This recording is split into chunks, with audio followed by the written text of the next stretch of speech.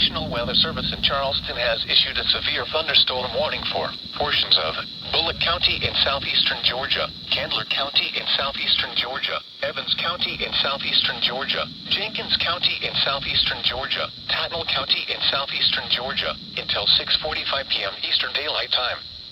At 5:46 p.m. Eastern Daylight Time, severe thunderstorms were located along a line from near Herndon to 8 miles west of Gordonia-Altamaha State Park, moving east at 15 miles an hour.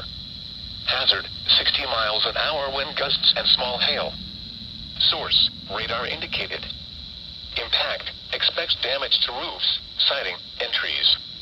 Locations impacted include Reedsville, Metter, Vets, Portal, Collins, Cobbtown, Pulaski, Manassas, Align, and Gordonia-Altamaha State Park.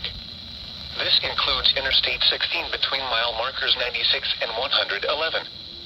Seek shelter inside a well-built structure and stay away from windows. These storms are capable of producing damaging winds.